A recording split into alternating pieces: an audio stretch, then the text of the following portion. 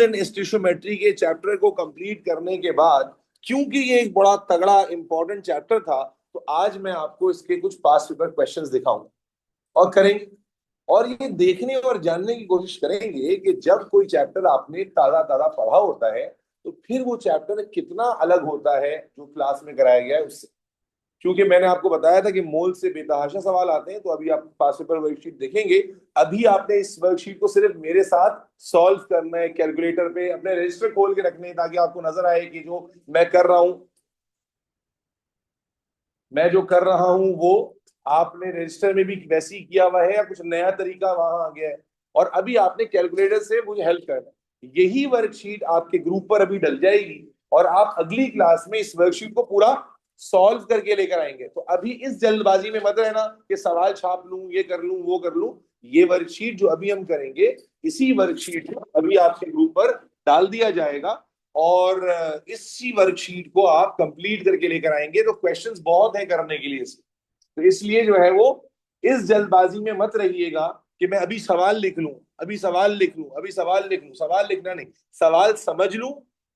जो टॉपिक आया है क्या मुझे कराया गया है, और अगर कराया गया था तो क्या मैंने अटेंड किया था, और वो कैसे कराया गया था और अभी मैं कैसे कर रहा हूं। सर कहीं ऐसा तो नहीं कि पहले कराते हुए तो अलग मेथड से बता रहे थे और जनाबे आली आज अलग मेथड से कर रहे हैं। तो इसलिए इन सारी बातों का थोड़ा सा हमने ख्याल रखना है। तो बेटा ये सारे टॉपिक्स हम इस चैप्टर में कर चुके थे। Relative atomic and relative molecular मास, ये मैं थोड़ा सा ओवरव्यू याद दिला दूं आपको। Relative atomic, relative molecular mass, percentage composition by mass, mass composition, empirical formula, molecular formula, moles without equation, moles with equation, उसमें मल्टीपल टाइप के रिलेशनशिप्स, लिमिटिंग रिएक्टेंट कैसे निकालते हैं। भाई मोबाइल किसका बज रहा है। लिमिटिंग रिएक्टेंट कॉन्सेप्ट क्या है उसका, रिएक्टेंट इन एक्सेस का कॉन्सेप्ट क्या है, percentage yield, purity, water of crystallisation. और फिर मैंने आपको साथ ही साथ एटॉमिक स्ट्रक्चर का भी एक टॉपिक यहाँ पे कराया था, आइसोटोपिक अबंडेंस वाला। वो जाहिर इस चैप्टर में नहीं था लेकिन हमने यहाँ कर लिया था। तो मेरे बच्चे इसी बात पर खुशी खुशी चलते हैं और कुछ क्वेश्चंस करने की कोशिश करते हैं। ठीक है, मैंने आपको कहा था कि मोल एक ऐसा टॉपिक नहीं है जो आप ढूंढना पड़े। आपको आपको भर भर के मिलेगा पास पेपर में। आप थ्योरी खोल लें, एमसीक्यू में तो 2-3 मिलेंगे, थ्योरी में आपको ज्यादा मार्क्स मिल रहे होते हैं। इसलिए चूंकि वर्किंग भी देखनी है तो एमसीक्यू में वर्किंग तो रहेगी नहीं। इसलिए आज मैं आपको थ्योरी की वर्कशीट में से जितने सवाल हो सकते हैं कराऊंगा। और यही वर्कशीट जिसमें तकरीबन 40 पेजेस हैं, ज्यादा नहीं है, सवाल भी तकरीबन 40 और कोई 60-65 सवाल हैं टोटल थ्योरी के लिख के करने वाले। ये आप जुमे से पहले कंप्लीट करेंगे, ठीक है जी, ताकि भरपूर तरीके से कॉन्फिडेंस हासिल हो जाए कि सवाल हो रहे हैं या नहीं हो रहे। तो अब चूंकि टाइम कम है तो शुरू करते हैं मेरे बच्चे। पहला सवाल हमारे सामने आ गया। अच्छा, चूंकि थ्योरी है और जाहिर है पूरे सिलेबस के बाद फाइनल ईयर के एग्जाम के क्वेश्चंस हैं, तो बहुत सारी चीजें इसमें इररेलेवेंट भी हो सकती हैं। फॉर एग्जांपल जैसे आप ये स्ट्रक्चर देख रहे हो, तो ये एक ऑर्गेनिक कंपाउंड का स्ट्रक्चर है। अभी जाहिर है आपने ऑर्गेनिक तो नहीं पढ़ी, आपको नहीं मालूम एस्टर क्या है। तो अभी जो इस चैप्टर से रेलेवेंट है हम उसको कंसिडर करते जाएंगे, ठीक है। कहता है भाई ester A reacts with hot aqueous sodium hydroxide to give compound B and C. ये हमारे लिए रेलेवेंट नहीं है। जो रेलेवेंट है वो क्या है, compound B has the percentage composition by mass. अब देखो मेरी रिक्वेस्ट ये होती है कि जब मैं कोई सवाल करा रहा हूं ना, तो आप मेक श्योर करें कि आपने रजिस्टर में किया था कि नहीं किया था। क्या कि बेटे कंपाउंड बी में कुछ परसेंटेजेस दी हुई, क्या कार्बन कितना है भाई 29.3%, हाइड्रोजन कितना है 3.7%, ऑक्सीजन कितना है 39% है भाई, और सोडियम कितना है 28%। और क्या निकालने को कह रहा है एग्जामिनर, बोलो एम्पेरिकल फार्मूला। तो क्या मॉलिक्यूलर फार्मूला एम्पेरिकल फार्मूले का टॉपिक आपको कराया गया है। आप रजिस्टर में खोल लीजिए अपने सामने, मैं उसी वर्किंग को दोबारा कॉपी कर देता हूँ। क्या वर्किंग होती थी बेटा, मॉलिक्यूलर एम्पेरिकल फार्मूला कैसे निकालते थे जी ऑनलाइन वालों। मैंने आपको कहा था सबसे पहले जो एलिमेंट्स होते हैं वो लिख लेते हैं, कार्बन है, हाइड्रोजन है, और क्या है, ऑक्सीजन है। अब देखो ना एग्जाम में वर्किंग कैसी करनी है, उसका तरीका स्पेस को यूज करना भी आना चाहिए। अब कार्बन की कितनी परसेंटेज गिवन है बेटा, बोलो भाई। अब आपने करना नहीं है तो बोलो तो सही। 29.3, ये कितना है 3.7, ये कितना है 39.0, और ये कितना है 28। याद करें पहले स्टेप क्या करते थे, सारी परसेंटेजेस को किससे डिवाइड करते थे, उनके एटॉमिक मास से। तो कार्बन किससे डिवाइड होगा भाई, पार्टिसिपेशन भरपूर। जब आपने करना नहीं है सिर्फ कैलकुलेटर मेरा मेरा साथ देना है ताकि आपका सेकेंडरी रिकॉल हो। इसको 12 से डिवाइड करेंगे, इसको 1 से, इसको 16 से, और इसको 14 से। आंसर बताते जाए। 2.4 कार्बन का, इसका 3.7 ही आ जाएगा, इसका सबने करना है भाई, करोगे तो रिकॉल आएगा जी। 39 पॉइंट डिवाइड बाई 16, ये भी 2.4 है। आगे 2.43, और फिर ये कितना है, ये 2, ऐसे ही है, नहीं 14 नहीं है ना, सॉरी ये मैंने गलत लिख दिया ना, ये 23 है ना बेटा, ये 23 है, डिवाइडेड बाई 23 होगा ये, तो कितना आ रहा है ये 1.21। अब फिर दूसरा स्टेप क्या होता था, किसी को याद है? दूसरा स्टेप क्या होता था, जो सबसे छोटी वैल्यू होती थी उससे सबको डिवाइड किया जाता था। तो बेटा 2 पॉइंट, सबसे छोटी वैल्यू कौन सी है, 1.21, तो हर नंबर को किससे डिवाइड करेंगे, 1.21 से, 1.21 से, 1.21 से, 1.21 से, बताइए क्या आएगा, 1.9, सही है, 1.98। आगे 1 पॉइंट, भाई एक ही बच्ची बोल रही है, आप लोग क्या मर्दों के हाथों में चूड़ियां आ गई हैं क्या, कुछ सॉल्व नहीं हो रहा तुमसे क्या, कैलकुलेटर पे काम नहीं हो पा रहा? वन जी, ये कितना है 2.00, और ये 1। अब फॉर्मूला क्या बनेगा बताइए, राउंड ऑफ करके बनाओगे फॉर्मूला, बताओ क्या बनेगा बच्चों फॉर्मूला, कार्बन का नंबर कितना आ जाएगा, कार्बन का नंबर 2, हाइड्रोजन का नंबर 1, और सॉरी बेटा आप ही सॉल्व कर रहे हैं, आप मुझे बता रहे हैं तो मैं लिख रहा हूँ ना, मैं आसमान से थोड़ी उतार रहा हूँ वैल्यू। आप मुझे बताएं क्या वैल्यू आ रही है, वैल्यू जो आ रही है वो बताओ, इसकी वैल्यू कुछ और आ रही है दूसरे वाले में, ये वाली क्या वैल्यू आ रही थी ये, भाई वैल्यू सही सही लिखवाओ यार, अल्लाह के बंदो, 3.05, और फिर तीसरे में क्या वैल्यू आ रही थी 2.00, और चौथे में 1। अब बताइए फॉर्मूला क्या बनेगा, कार्बन 2, हाइड्रोजन 3, ऑक्सीजन 2, और सोडियम 1। ये आ जाएगा हमारा एम्पेरिकल फॉर्मूला। क्लियर? क्या यही वर्किंग सीखी थी, मुझे सिर्फ यस और में जवाब दीजिएगा मेरे बच्चे, यही वर्किंग थी? और इस तरह गिवन स्पेस में एग्जाम में करके आओगे, ऐसे साफ सुथरी वर्किंग होगी। एग्जाम में तुम्हारे बाप का नौकर थोड़ी है क्या आंसर ढूंढता रहेगा कहां पर कौन सी चीज सॉल्व की है। अगर आपकी ये, आप बल्कि अच्छे बच्चे हो तो इस तरह लाइनें लगा के आओगे तरीके से कि एग्जामिनर को पूरी सॉर्टिंग समझ में आ जाए कि भाई कैसे काम किया है। ऐसी सीखा था ना आपने कि भाई और अब देखो अगर किसी ने नहीं भी सीखा था, मिस भी किया था, इतनी रिपीटेबिलिटी है, अभी बार बार आएगा, 10 दफा रिपीट हो जाएगा। क्या स्टेप होता है, जो भी परसेंटेज या मास गिवन होता है उसे हम एटॉमिक मास से डिवाइड करते हैं, और जो सबसे छोटा नंबर आता है उसे सबको डिवाइड करते हैं, and then you will take the answer. Next question पे चलते हैं। क्लियर है भाई सबको? ये अरूज सादिक कौन है भाई, इसको अलग से वेटिंग रूम में डालो, से बात करूं, मैं खाली कोई पहली क्लास में आया है। अरूज, ये एक चैप्टर ऑलरेडी बेटा कंप्लीट हो गया है, और आज हम इस चैप्टर के पास पेपर्स कर रहे हैं बेटा, तो आपके तो समझ में नहीं आना चाहिए, यही खुशाइन बात है। ठीक है, चले जी नेक्स्ट क्वेश्चन देखते हैं बेटा। Okay, another compound has a percentage composition by मास, बेटा तवज्जो रखेंगे, another compound has a percentage composition by मास, और ये कितना दिया हुआ है, सॉल्व करते हैं बेटा जी। कार्बन जी 29.7, हाइड्रोजन 4.3, और क्लोरीन 65.9। आपको क्या कहा है, calculate the molecular formula of this compound, इस कंपाउंड का मॉलिक्यूलर फार्मूला निकालना है। अच्छा, ये सवाल हम आधा ही कर पाएंगे क्योंकि ये सवाल एक ऑर्गेनिक रिएक्शन से ताल्लुक रखता है, तो पूरा नहीं हो पाएगा, बहरहाल जितना होता है कर लेते हैं जी। बताइए क्या करते हैं बेटा, सबसे पहले बताइए भाई, सबसे पहले जो परसेंटेजेस गिवन होती है उनको डिवाइड कर देंगे। बताइए आंसर क्या आ रहे हैं, 35.5, जल्दी जल्दी बेटा। 2.47, ये 4.3 आ जाएगा, और ये कितना आ जाएगा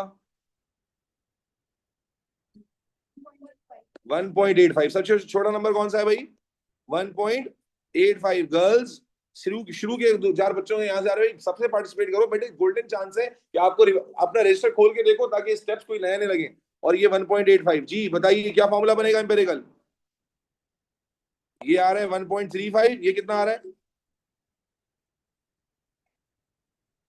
अबे एक बताओ यार, 1.33 या 1.9, 1.335, 1.33, चलो ठीक है, आगे चलो दूसरा 2.32, और तीसरा 1। तो फॉर्मूला क्या बना, कार्बन 1, हाइड्रोजन 2, ऑक्सीजन 1। ये कौन सा फॉर्मूला बना बेटा, एम्पेरिकल फॉर्मूला बना। कौन सा फॉर्मूला बना, एम्पेरिकल। एम्पेरिकल से मॉलिक्यूलर याद है आपको, कैसे बनाते थे एम्पेरिकल टू मॉलिक्यूलर? आपको अगर याद दिलाऊं तो पहले एन की वैल्यू निकालते थे, मॉलिक्यूलर मास अपॉन एम्पेरिकल मास करके।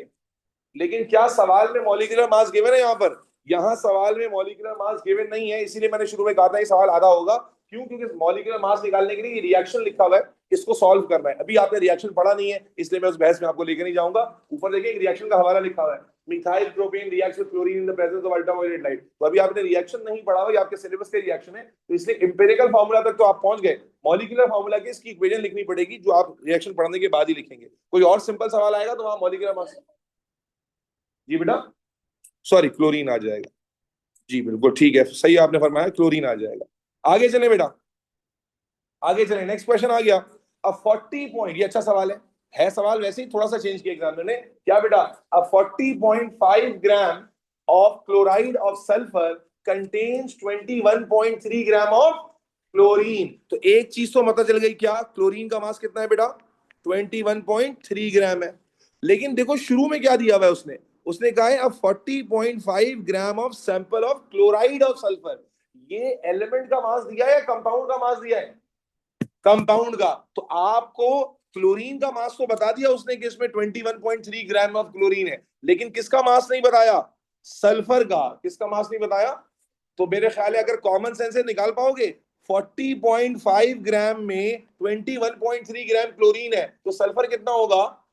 माइनस करके निकाल लोगे भाई। 40 पॉइंट, भाई बात समझ आ रही है?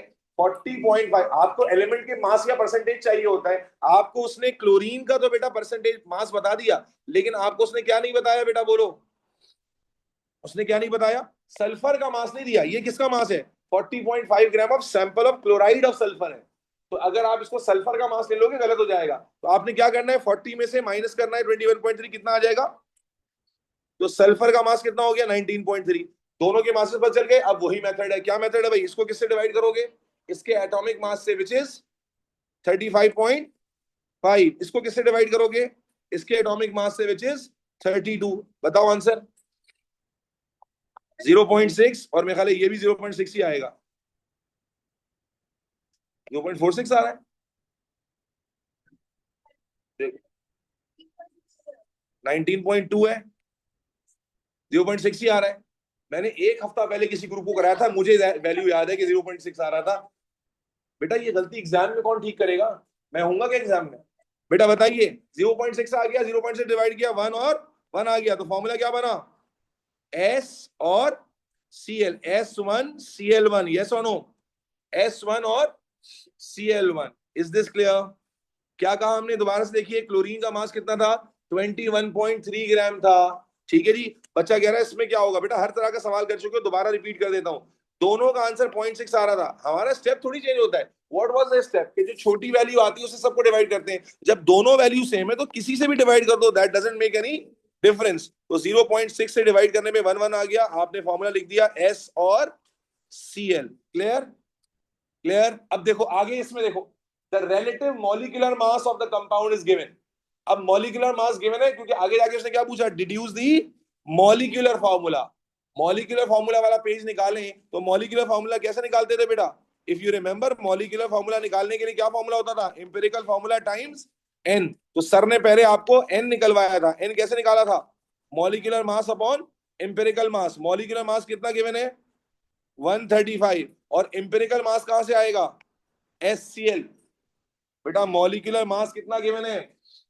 मॉलिक्यूलर मास 135 गिवन है। आपको याद आना शुरू हुआ? नहीं तो रजिस्टर खोल के रखो, ताकि ये कंफ्यूजन ना हो कि क्या हो रहा है।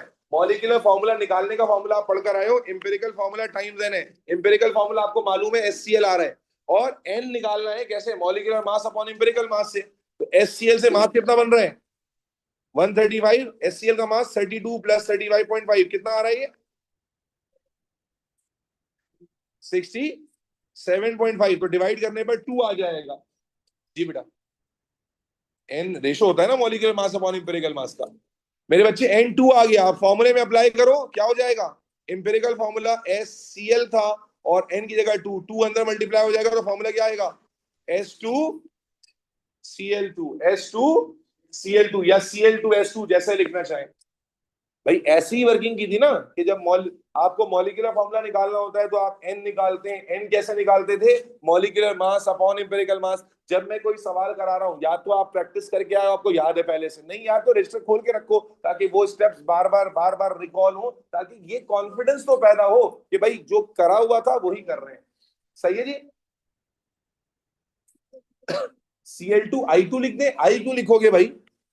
I2 है ही नहीं ना मेरे बच्चे, सल्फर था ना ऊपर, आई क्यों लिख दोगे? ठीक है जी। चलें नेक्स्ट क्वेश्चन देखते हैं। अब आप देखिए बार बार रिपीटेबिलिटी आ रही है। एक और नया सवाल आ गया। Concentrated aqueous ammonia is used to make fertiliser such as ammonium phosphate, और ये कंपाउंड का फॉर्मूला दिया हुआ है। अब आपसे क्या कहा भाई, प्रोजेक्टर को थोड़ा और इधर करो यार, किधर है प्रोजेक्टर, और टेढ़ा करो। Calculate the percentage by mass of nitrogen. मेरे ख्याल है ये तो तकरीबन बच्चों ने किया है। क्या परसेंटेज कॉम्पोजिशन निकालना सिखाया गया आपको? इस चैप्टर का दूसरा टॉपिक परसेंटेज। क्या क्या बोल रहा है, किसकी परसेंटेज निकालनी है? नाइट्रोजन की। तो भाई इस सवाल में नाइट्रोजन दिख रहे हैं, कितने नाइट्रोजन है इस सवाल में? एक है कि तीन है? तीन है। तो क्या फॉर्मूला होता था परसेंटेज नाइट्रोजन निकालने का भाई, बताइए। नाइट्रोजन का मास मल्टीप्लाई बाय 3 होगा। Why 3 boys? आपने क्या किया था, जो एलिमेंट का मास होता था divided by total mass multiply by 100। दूसरा टॉपिक इस चैप्टर का परसेंटेज कॉम्पोजिशन वाला। तो नाइट्रोजन का मास मल्टीप्लाई बाय 3, नीचे क्या आ जाएगा?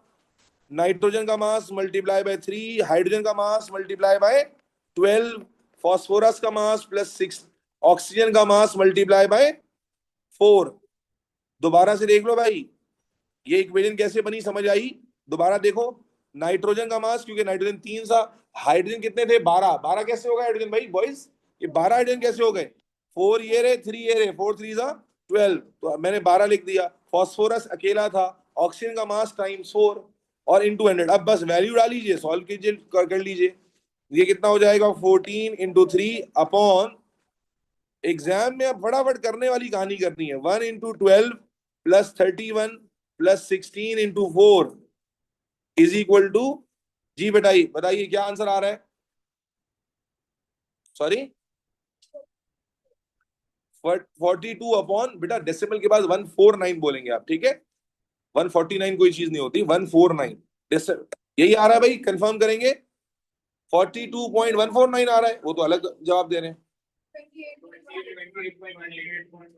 तो ये क्या कर रहे हो तुम लोग? 28.18%। Is this clear?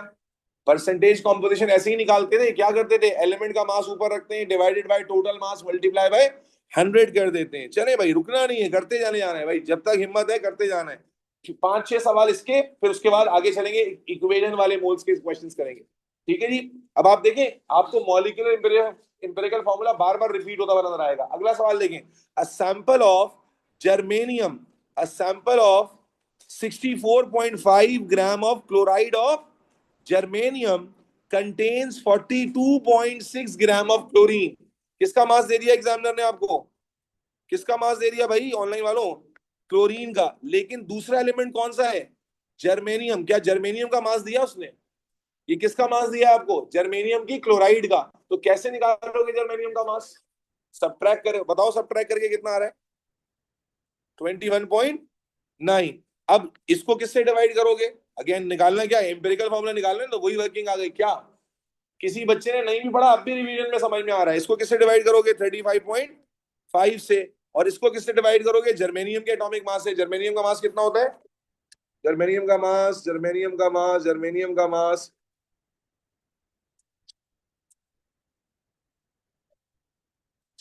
जर्मेनियम का मास पेपर में पीरियोडिक टेबल साथ अटैच होता है, वहां से देख लेंगे। ठीक है,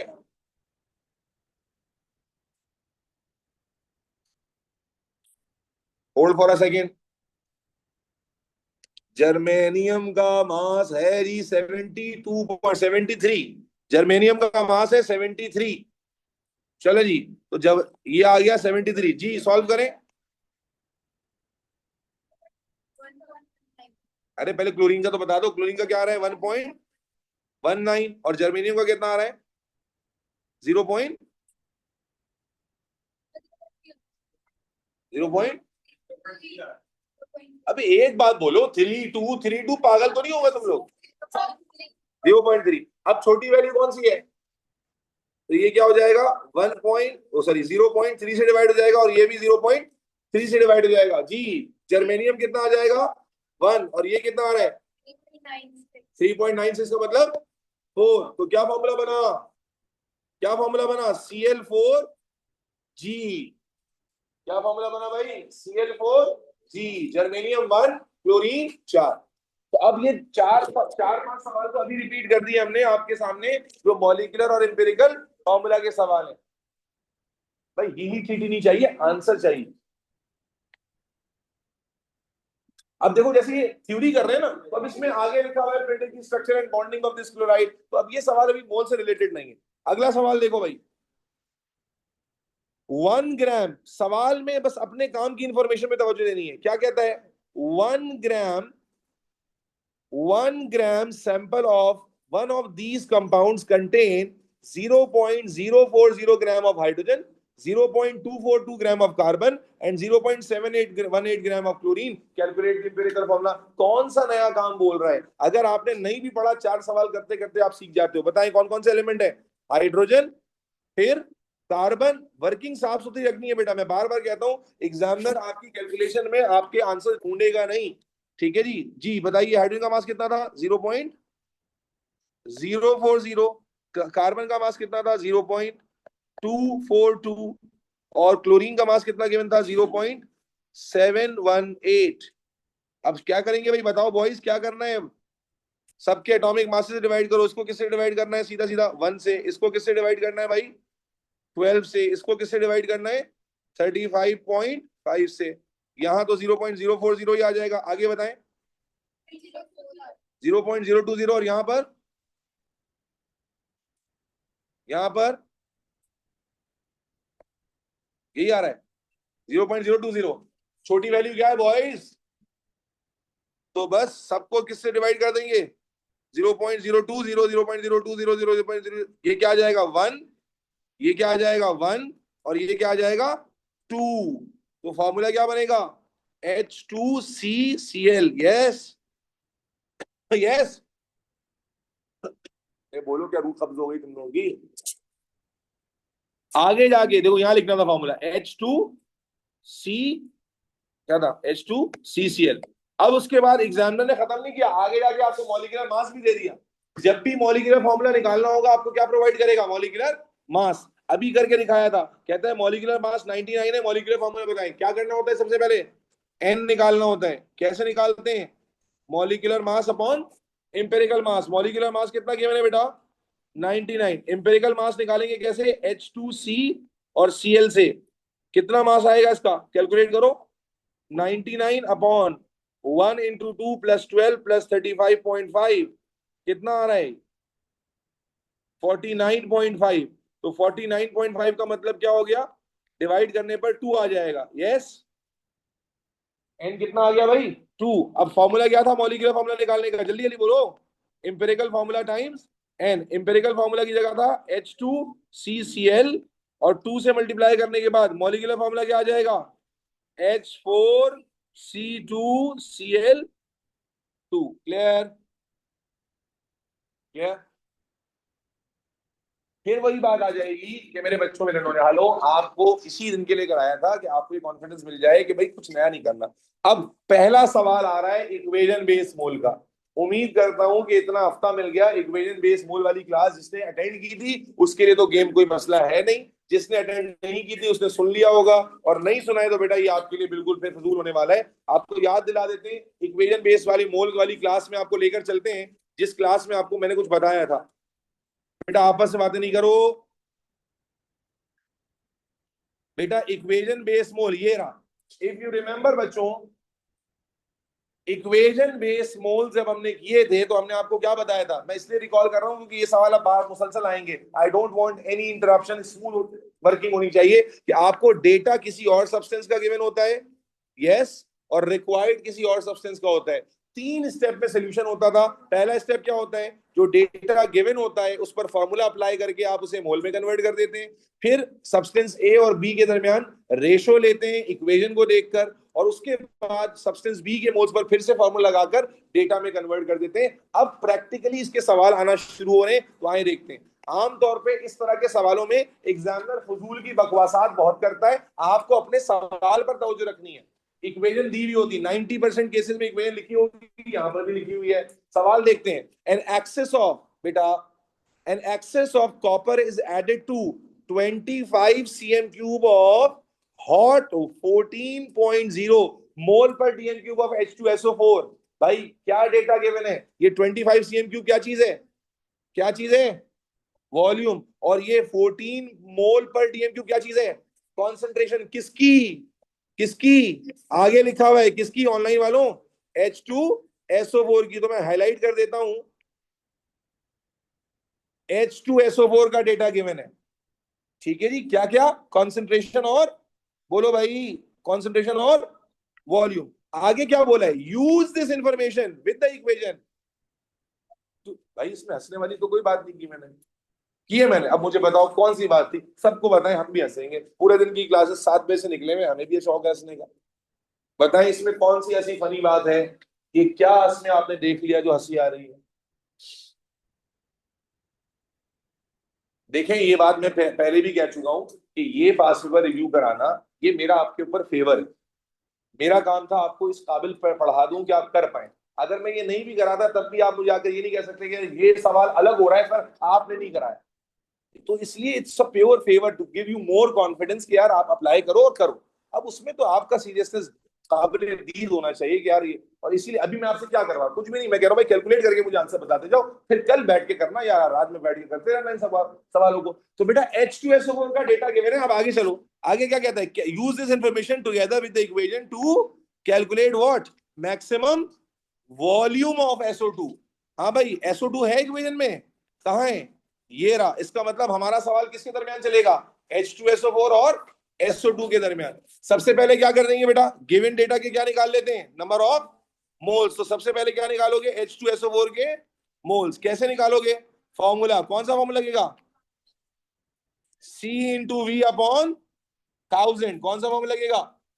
4 फॉर्मूला थे। कैसे पता चला ये फॉर्मूला लगेगा? भाई कॉन्सेंट्रेशन गिवन है, कॉन्सेंट्रेशन का एक ही फॉर्मूला है, दैट इज C/V/1000। अप्लाई करो। C की जगह 14.0, V की जगह 25 डिवाइडेड बाय 1000। आंसर बताओ। 0.35 मोल। ये पहला स्टेप है। जो लोग नहीं थे उस दिन, आज फिर मौका है, शायद देख सकते हैं। पहला स्टेप सर ने क्या सिखाया था कि जो गिवन डेटा होता है उसे किस में कन्वर्ट करते हैं? मोल में। और इसमें फॉर्मूला लगाना पड़ता है जी। आप थे उस क्लास में जिसमें मैंने कराया था मेरे बच्चे। मैंने उसमें वाजे तौर पे बताया था कि इस इक्वेशन को या इस तरह के क्वेश्चंस को जब आप रेशो से करने बैठोगे ना, तो आपको हर सवाल में अलग रेशो बनाना पड़ेगा। जब एक मेथड को अप्लाई करने में बच्चा अनकंफर्टेबल है, तो हर सवाल में अलग मेथड, जहां रेशो से कर सकते थे जो मैंने कराया था आपको, वो कौन सा था? Moles without equations.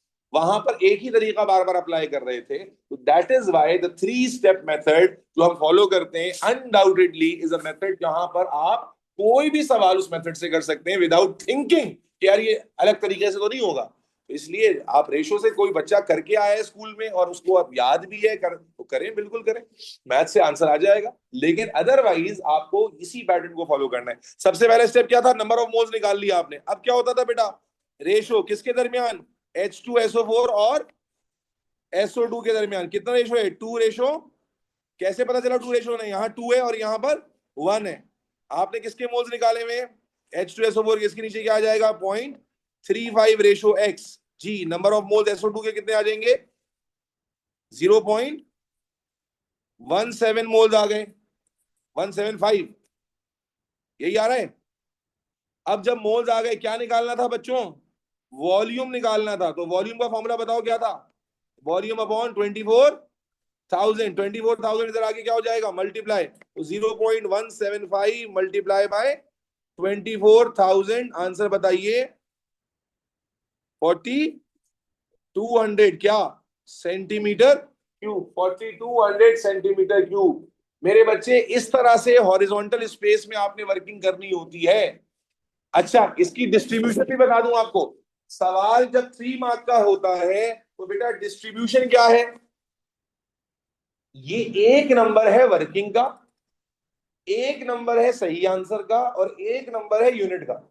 आपने वर्किंग नहीं की या कैलकुलेटर पे कर ली और डायरेक्ट आंसर लिख दिया तो वर्किंग का एक नंबर नहीं मिलेगा आपको। आपने सब सही किया, 3 में से 2 ही मिलेंगे।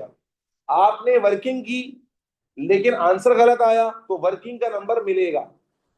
ठीक है जी, आपने वर्किंग सही की, आंसर गलत निकाला लेकिन यूनिट सही लिखा, तो 1 नंबर वर्किंग का मिलेगा, 1 नंबर यूनिट का मिलेगा, सिर्फ आंसर का 1 नंबर डिडक्ट होगा। इस और सबसे बड़ा गधा वो है जो वर्किंग भी ठीक करता है, आंसर भी ठीक निकालता है, लेकिन यूनिट लिखना भूल जाता है। तो वो सब कुछ करने के बाद सिर्फ सीएम क्यूब ना लिखने की वजह से 1 नंबर कट जाएगा। तो इसलिए यूनिट इज इंपॉर्टेंट। और ये बात मैं आपको बता चुका हूं कई दफा कि केमिस्ट्री में जो वॉल्यूम का यूनिट हम कॉमनली फॉलो करते हैं वो सीएम क्यूब होता है। तो आप डेसीमीटर क्यूब लिखें वो भी एक्सेप्ट हो जाएगा, लेकिन केमिस्ट्री का स्टैंडर्ड डीएम क्यूब नहीं सीएम क्यूब होता है। इसलिए जब जब डीएम क्यूब करना होगा एग्जामिनर बोलेगा तो आप डीएम क्यूब करेंगे। और डीएम क्यूब वाला भी मैंने बताया, डीएम क्यूब वाला फॉर्मूला क्या होता, वॉल्यूम अपॉन 24,000 की जगह क्या हो जाता, सिंपल 24 हो जाता। ठीक है, तो आपको फॉर्मूला बेस, सर अगर क्यू कहा क्वेश्चन करेगा वरना नहीं। अरे विशल, तुम लोग क्या, तुम्हें क्या कोई रिपोर्ट मिली है कि मैं कोई नशा करता हूं, मैं नशे में कोई बात बोल देता हूं? भाई मैं होशो हवास में आपको एक बात बताता हूं, फिर 4 बच्चे उसको दोबारा कंफर्म कर लेते हैं, सर यही होगा ना। चलो भाई आगे चलते हैं। इंपेरिकल फॉर्मूला के बहुत सवाल करा दिए इसलिए अब मैं नहीं करा रहा हूं। ठीक है, इंपेरिकल फॉर्मूला वाले छोड़कर इक्वेशन वाले कराते हैं। इक्वेशन वाले में मजा आएगा करने में, चेस आएगी इक्वेशन वाले में। चलो भाई आओ जरा चेस लेते हैं। अगला सवाल देखें, 2 नंबर का। अब देखो, देखो ये देखो यूनिट लिखा हुआ है, यहाँ पर यूनिट लिखा हुआ है। तो अब सवाल में मार्क्स 3 नहीं है, 2 है। एक नंबर, एक लेटर का मार्क है, आप उसको उड़ा देते। जब भी मैं बार बार दरमियान में बोलता रहा कि भाई यूनिट बताओ, गधा घोड़ा कुत्ता बिल्ली क्या है, क्योंकि एक पूरी वर्किंग कर ली आपने ख्वारी वाला काम और एक यूनिट ना लिखकर 1 नंबर डिडक्ट करा लिया, तो ये तो फिर आपकी बेवकूफी हुई। चलें जी सवाल शुरू करते हैं। क्या कहा हमने, फॉस्फोर। अच्छा ये सब बकवास नहीं पढ़ना, आपको अपने सवाल से रिलेटेड रहना है। क्या है भाई, इक्वेशन दी हुई है, अब सवाल में देखते हैं कि गिवन क्या है और रिक्वायर्ड क्या है। व्हाट इज द मैक्सिमम, बोलो, मास ऑफ फॉस्फोरस। तो फॉस्फोरस को हाईलाइट कर लेंगे, कहां है भाई फॉस्फोरस, फॉस्फोरस ये रहा। आपको कहा है मैक्सिमम मास ऑफ क्या निकालना है, फॉस्फोरस निकालना है। That can be made by using 300 gram of silicon dioxide. किधर है सिलिकॉन डाइऑक्साइड, ये रहा। तो सवाल में बाकी क्या है वो हमारे बला से अड़ा बड़ा, हमें सिर्फ सवाल में उसको फोकस करना है जिसका गिवन डेटा और रिक्वायर्ड है। तो अब सबसे पहले आपको SiO2 का क्या गिवन है बेटा, बताइए ये क्या चीज है, मास गिवन है। और सल्फर और फास्फोरस का भी क्या निकालना है, मास ही निकालना है। तो वही स्टेप है। पहला स्टेप क्या होता है बोलेंगे, नंबर ऑफ मोल्स किसके निकालेंगे, SiO2 के। कैसे निकालोगे, मास अपॉन, सर यहां पर मास अपॉन एमआर क्यों लग रहा है, क्योंकि कॉन्सेंट्रेशन वाला डेटा ही नहीं है, मास का डेटा है। मास कितना गिवन है, जल्दी बोलो भाई, 300। और एमआर ले लेंगे SiO2 का, SI का होता है 28, ऑक्सीजन हो गया 16 इंटू 2, कितना आ रहा है, 5 आ रहा है। क्या आ गए, 5 मोल्स। अब जरा रेशो देखो, ये 6 है और ये कितना है, 1। तो रेशो कितना आ रहा है SiO2 वर्सेस P4 में, क्या रेशो है, 6:1। तो यहाँ 5 है, रेशो x करो, x आ जाएगा। जल्दी जल्दी करते हो, x कितना आ रहा है भाई। अबे सिल्वर नाइट्रेट पे कहां पहुंच गया, ये ऊपर वाला सवाल कर रहे हैं।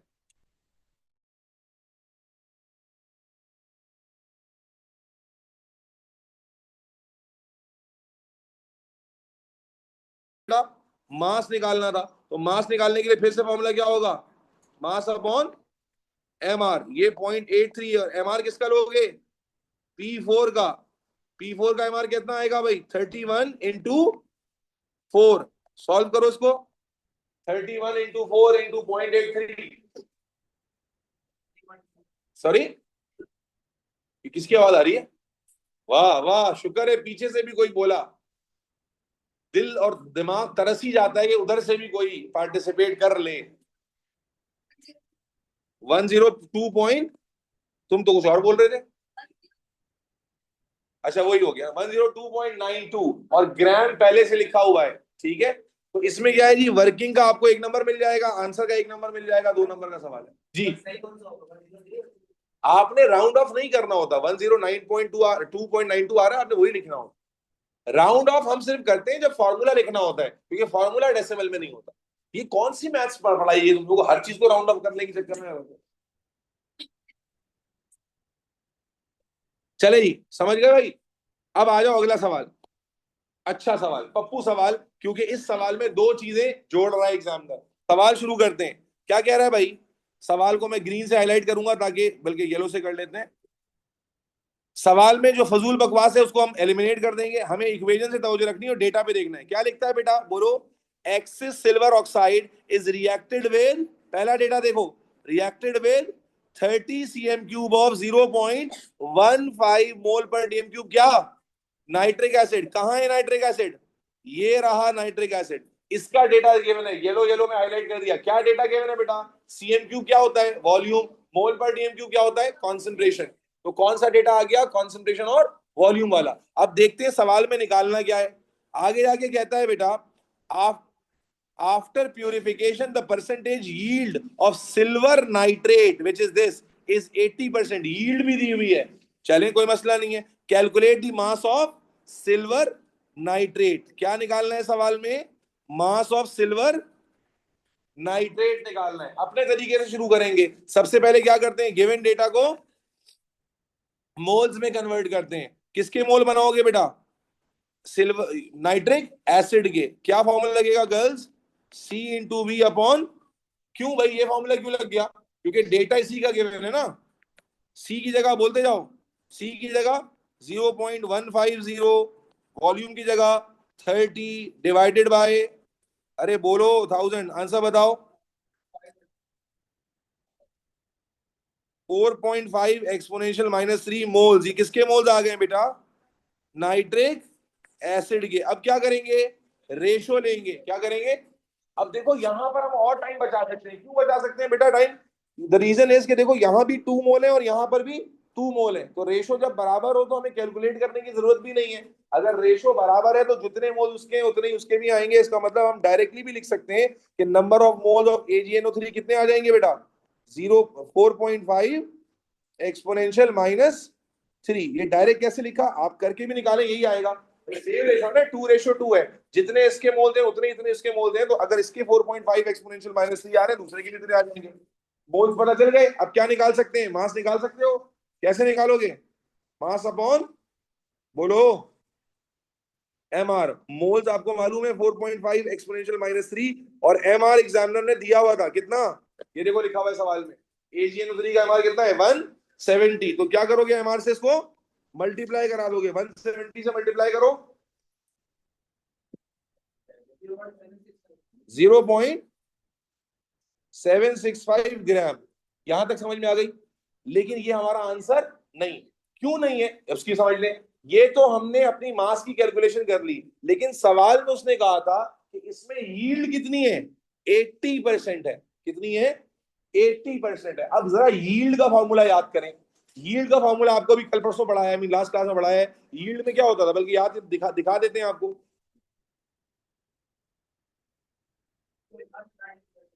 ये यील्ड में आपने क्या पढ़ा था बेटा?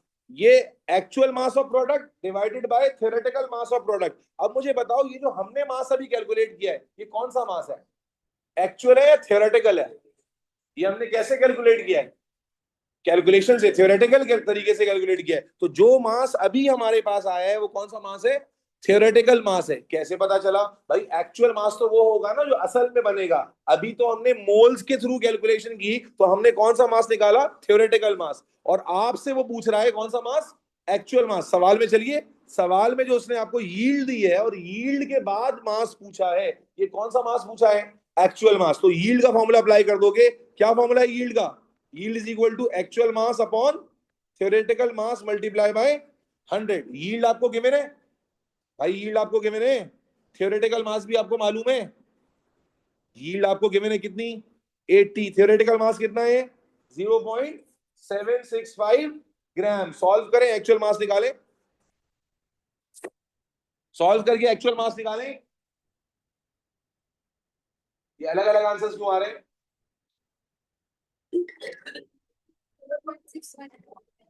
0. यही आ रहा है बच्चों, 0.61। दोबारा देख लो सवाल में, ये वाला आंसर फाइनल आंसर क्यों नहीं था भाई? क्योंकि उसने यील्ड का भी दरमियान में एक रोला डाला हुआ था।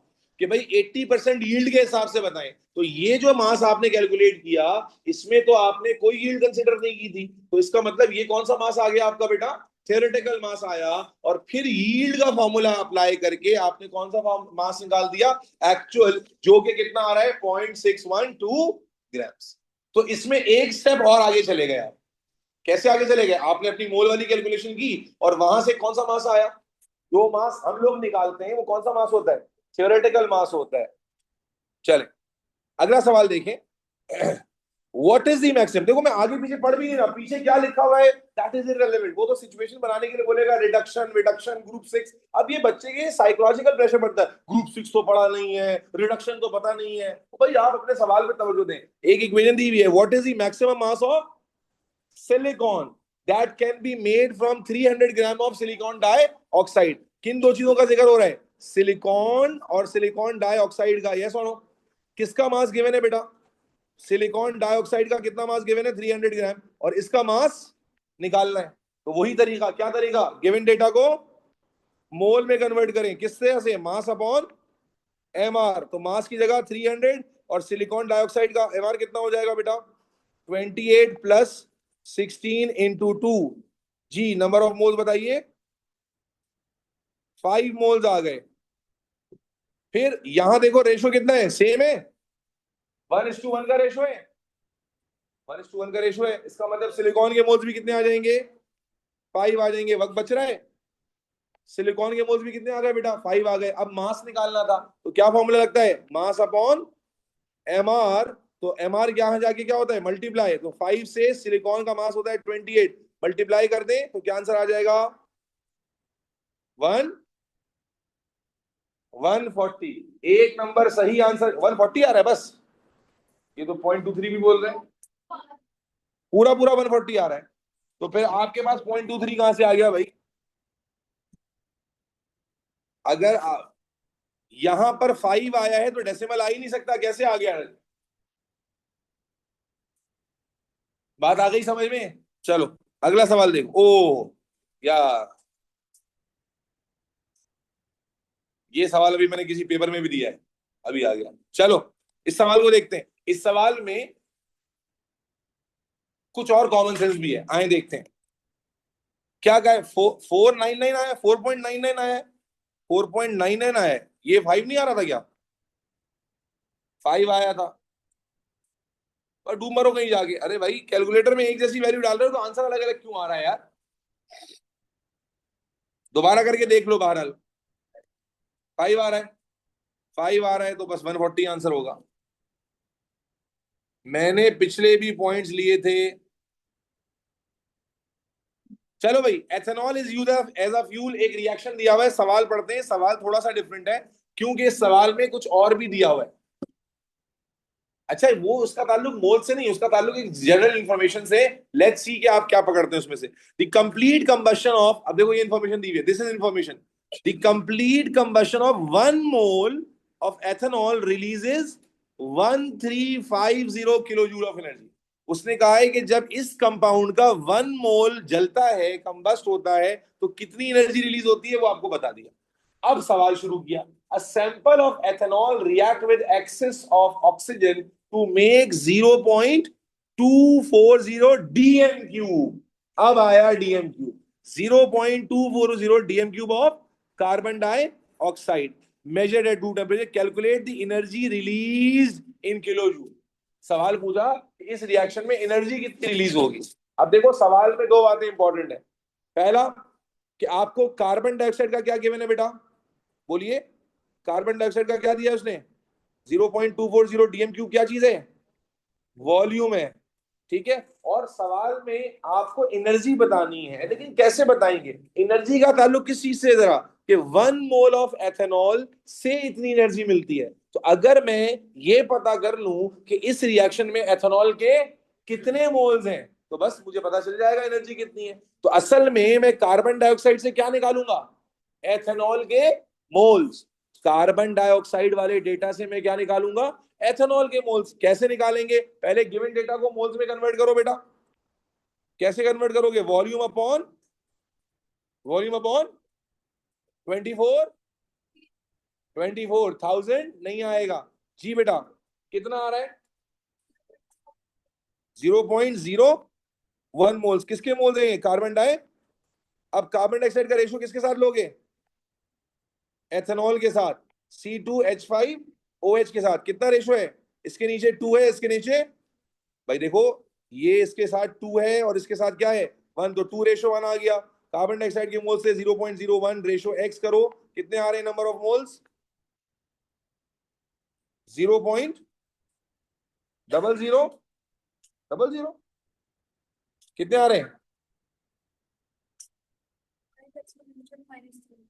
5x यानी 0.005। ये आ रहा है 0.005 मोल्स तक। कैसे पहुंचे? क्लियर है? दोबारा देखो, आपको गिवन डेटा था, एज इट इज हम क्या करते हैं, जो भी गिवन डेटा होता है उसको किसमें कन्वर्ट करते हैं? मोल में। कैसे? कोई एक फॉर्मूला लगता है। टोटल कितने फॉर्मूला थे? 4 हैं। तो उनमें से एक फॉर्मूला लगता है, यहाँ वॉल्यूम गिवन था, फॉर्मूला लगा दिया। फिर लेते हैं रेशो। और रेशो कैसे, किसके दरमियान लेते हैं? गिवन और रिक्वायर्ड के दरमियान। और रेशो लेकर हमारे पास 0.005 मोल। अब क्या यहाँ हम इसको मास वास में कन्वर्ट करने की जरूरत है? नहीं है। आपको क्या इंफॉर्मेशन दी थी उसने बेटा? कि 1 मोल से कितनी एनर्जी रिलीज होती है? वो भाई 1 मोल से कितनी एनर्जी रिलीज होती है? 1350। तो 0.005 मोल से कितनी होगी?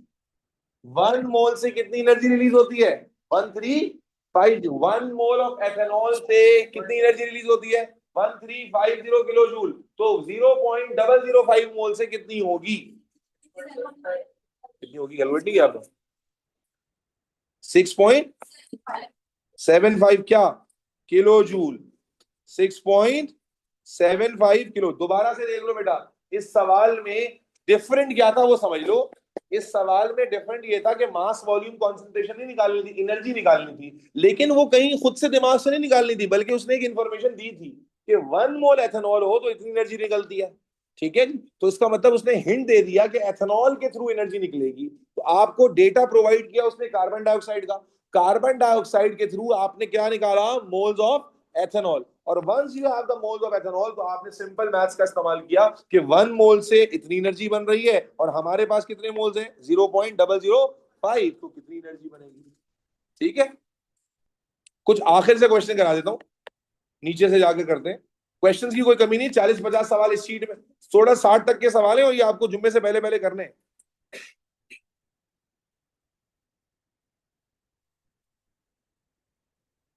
जो सवाल ना हो वो मार्क करके लेकर आना। यहां आकर ये बकैती नहीं करना कि सर वो तो कर रहे थे, हो नहीं रहा था। चले जी, इस क्वेश्चन को करने की कोशिश करते हैं। ये सवाल देखिए भाई, सवाल में आपने इस बात से नहीं घबराना कि कौन सी चीजें लिखी हुई आ गई। भाई आप अपने फोकस पे चलो। सवाल पढ़ते हैं। देखो, जहां जहां वैल्यूज नजर आएंगी वहां वहां मैं रुक जाऊंगा खुद ब खुद। An aqueous solution of calcium hydroxide was titrated with 0.0150 moles of hydrochloric acid। पहला डेटा किसका दिया हुआ है? पहला डेटा किसका दिया हुआ है? हाइड्रोक्लोरिक एसिड का। वहां भी मैंने येलो से हाईलाइट किया, यहां भी येलो से हाईलाइट किया। और ये क्या है डेटा? वॉल्यूम है कि कॉन्सेंट्रेशन है? व्हाट इज दिस गिवन बच्चों, ऑनलाइन वालों? क्या गिवन है? कॉन्सेंट्रेशन गिवन है। किसकी? हाइड्रोक्लोरिक एसिड की। आगे देखो क्या कहता है। इट रिक्वायर्स, कोई बात नहीं करो, it requires 6 cm cube of this hydrochloric acid. ये क्या दे दिया? 6 cm cube of hydrochloric acid का मतलब ये क्या है? Volume. It requires 6 cm cube of hydrochloric acid to neutralise 20 cm cube of calcium hydroxide. ये 20 cm क्यूब क्या चीज है भाई? वॉल्यूम है दोबारा से। लेकिन ये किसका वॉल्यूम है? ये वाला वॉल्यूम किसका है? कैल्शियम हाइड्रो ऑक्साइड का। और सवाल में क्या पूछा? Calculate concentration of calcium hydro oxide. इसका मतलब हमें इसकी क्या निकालनी है बेटा? कॉन्सेंट्रेशन। और डेटा किसका गिवन है? डेटा किसका गिवन है? HCl का। तो सबसे पहले क्या करते हैं? गिवन डेटा को मोल में कन्वर्ट करते हैं। कौन सा फॉर्मूला लगेगा भाई इसमें? C/V/1000। कॉन्सेंट्रेशन हाइड्रोक्लोरिक एसिड की कितनी थी? 0.0150। वॉल्यूम कितना था? 6.0। भाई ये वॉल्यूम में मिक्स नहीं कर देना। एक 6 है और एक 20 है, तो हम कौन सा वाला लेंगे? 6 हाइड्रोक्लोरिक डिवाइडेड बाय 1000। आंसर बताओ।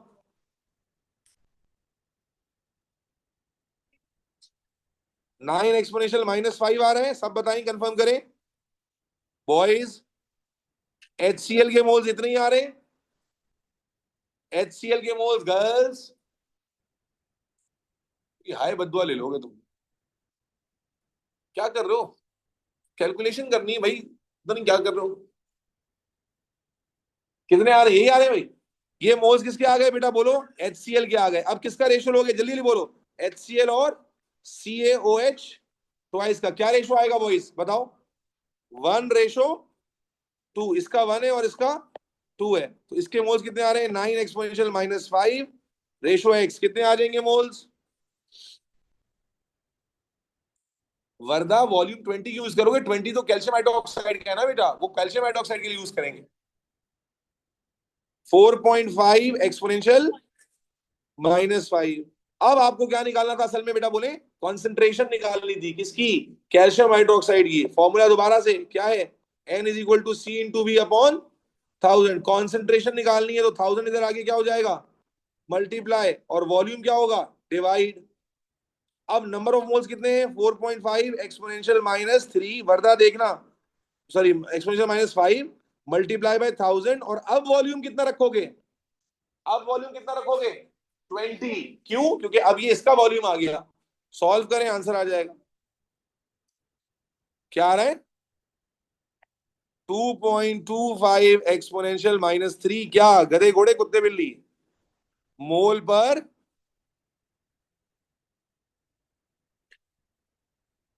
क्या समझे, अब मुझे बताएं क्या ऑब्जर्व किया आपने कि मोल्स में से कौन से टॉपिक हैं जो बार बार आते हैं। Molecular formula, empirical formula, equation based mole, दरमियान में यील्ड, और साथ में कभी कभी परसेंटेज। अब इस वर्कशीट में टोटल यहां मुझे नजर आ रहे हैं 48, 49 क्वेश्चन मुझे इसमें नजर आ रहे हैं, पार्ट 1 में, पार्ट 2 में। और 49 से पहले भी कुछ सवालात हैं। अच्छा, ये पूरे पूरे तो करने नहीं है, दरमियान में मोल्स के सवाल करने हैं खाली, तो इसलिए इतना भी मातम जैसे करने जैसी कोई बात नहीं है इसमें। 49 उसमें है, और 49 के साथ साथ जो है तकरीबन, अल्लाह आपका भला करे, 11 पहले, तो तकरीबन वही 60 हो गए। 60 क्वेश्चंस में दरमियान में जगह जगह आपने जो है मोल्स के क्वेश्चंस करने, पूरा तो करना ही नहीं है, ठीक है। ये मैंने आपको थॉरली गो थ्रू कर दिया कि भाई किस तरह के क्वेश्चंस आते हैं। यही वर्कशीट जो है वो मोल्स वाली पेपर 2 की डाल दो, अभी बाद में भूल जाते हो। ये वर्कशीट आपके व्हाट्सएप पे आ रही है, आपने क्वेश्चन नंबर लिखना है, सॉल्व करके लेकर आना है अगली क्लास में बेटा।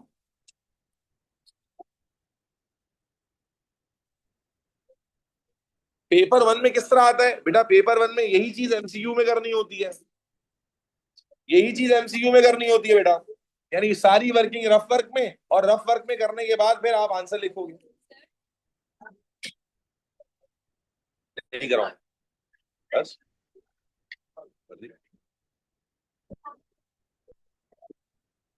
भाई वो तो स्कूल वालों की जिम्मेदारी है, मेरी थोड़ी है।